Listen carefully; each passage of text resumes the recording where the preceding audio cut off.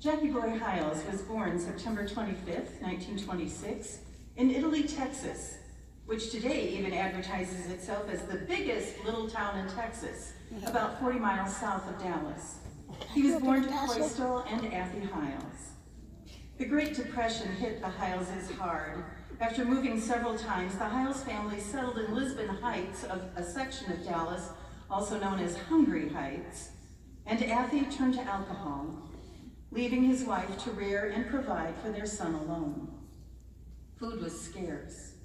Although she could stretch the occasional 2 cents that Jackie Boy would get by collecting pop bottles or the 25 cents given by a compassionate neighbor, Coistel would often put Jackie Boy to bed at 4 in the afternoon just because there was no supper. The living conditions were no better. Jackie Boy lived in a shack with cardboard windows, no indoor plumbing, and cracks in the floors and walls that occasionally allowed a rattlesnake to get in. It wasn't until he was 5 years of age, however, that he realized they were poor. The Hyleses were invited to the Fernwood Baptist Church. Coistel and Jackie Boy arrived early that first Sunday, wearing their best clothes. Though they were shabby, they were neat and clean. Jackie Boy was barefooted.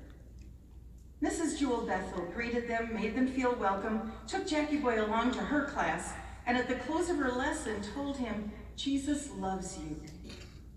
He asked Mrs. Bethel, "Does Jesus love me as much as the other children who have on shoes?" To which she replied, "I think Jesus loves you more than anyone in this room." Amen. It was through the faithful teaching and prayers of folks at Fernwood Baptist that 7-year-old Jackie Boy accepted Jesus as his Savior.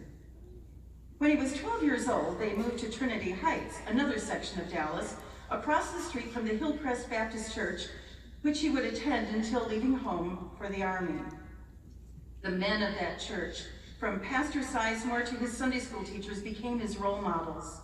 They taught him the Bible, cried as they preached and taught, gave their time, and were he-men who were also great family men. But they could not completely fill the void of his own father. Therefore, Jack was often a loner with not a lot in common with the kids who had solid Christian 2-parent homes. He would get odd jobs to earn a little money here and there to help his mother, but could never really afford the fees required to belong to any youth organizations. But he could and did play sandlot baseball and listen to baseball over the radio and had aspirations of becoming a sports announcer. Not exactly what his mother was praying for, and definitely not God's plan. It was during these lonely years that Jack made some decisions that would set the course of his life. Between his junior and senior years of high school, he was a pitcher for the City League baseball team, and the second summer he pitched, they were scheduled to play the state championship game on a Sunday night at 7 o'clock. He went to church. It was not a popular decision. They lost. But he knew that he had done the right thing. Amen. The night of his high school graduation, his resolve had been tested. But again, he did the right thing. He would be in church, not go to the movies with his friends. Amen. His decision and his resolve then, and for years to come, influenced others to follow that example. When he began dating during his senior year at age 17, he had begun to hang around with the wrong crowd. Well, every kid wants to be popular. And he'd been set up on a blind date. The kids were taking bets with who could kiss him first. When a whiskey bottle was passed around the crowd, he threw it to the floor and shouted, "Take me home." Though they made fun of him then and for days thereafter, he knew he had made the right decision. His mother had been praying for him not to do anything wrong. But needless to say, he didn't get kissed. He knew that sin for a season was still sin. Amen. The following New Year's Eve, he was recovering from strep throat, in those days potentially fatal. And this had given him a lot of time to think and to wonder about death. During the watch night service, a friend slipped him a note that said, "Jack, I know God is calling you. Why don't you go forward?" He did. He surrendered to preach. But even his pastor questioned this shy, fearful, quiet Jack would ever make a preacher. When he told his father that he had surrendered to preach, Athy was not pleased. In his drunken state, he cursed Jack, pushed him against a brick wall, and said, "Son, I'm ashamed of you." Knocked him down, started to walk away, but turned around and shouted, according to Brother Hyles, "If you're going to be a blankety-blank money-grabbing son of a blank preacher, then why don't you just go and build the biggest church in the world?"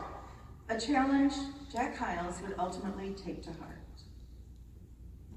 Following high school graduation in 1943, he was busy teaching a Sunday school class on Sundays and working for the Dallas Railway Company during the week. One of his co-workers had noticed Jack studying his Sunday school lesson during the lunchtime. And the day that the then famous preacher George W. Truett, the pastor of First Baptist of Dallas, died, this co-worker said to Jack, "God's going to use you someday. You're going to be taking George Truett's place." Well, not just yet. He was drafted into the Army first. Shortly thereafter, he was told that a certain young lady was hoping that he would date her. Beverly Swan. She had noticed him and his stand for right. They dated a few months off and on during his military training when he was home on leave from North Carolina, got engaged in January of 1945, and were married that October. With the war over, Jack and Beverly moved back to Texas, got involved in church, attended college, learned how to win souls. Jack never got over the soul-winning fire that was lit during those early days. He learned to speak out aggressively and immediately for Christ, not waiting for courage to come. And this soul-winning zeal he carried to every church he pastored. In 1957, he had been invited to preach a round-robin Sword of the Lord conference in the Chicago area.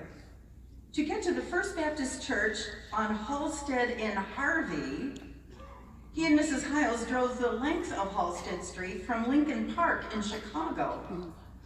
He wept when he saw how the people lived so close together, and so many of them. He made a note to himself that he should pray that God would send some preacher there to build a church that would reach the Chicago area, not knowing that he would be the only answer to his prayer. When in 1958, the First Baptist Church of Hammond, Indiana, had lost its beloved Pastor Owen Miller, who had accepted a call to pastor in California, Pastor Jack Hyles at that time was known as the Texas Tornado and was pastoring the Miller Road Baptist Church in Garland, Texas. He had no desire to be a Yankee. He had no desire to pastor any Yankees. So when he started receiving monthly letters from the First Baptist Church of Hammond, he ignored them. One of the deacons had seen an ad for Brother Hyles' first book, How to Boost Your Church Attendance, and Mr. Husengate told the pulpit committee that they should get this guy. Through a series of events, Brother Hyles finally accepted. And in 1959, the Hyles family came. To say that the church went through a period of adjustment is an understatement.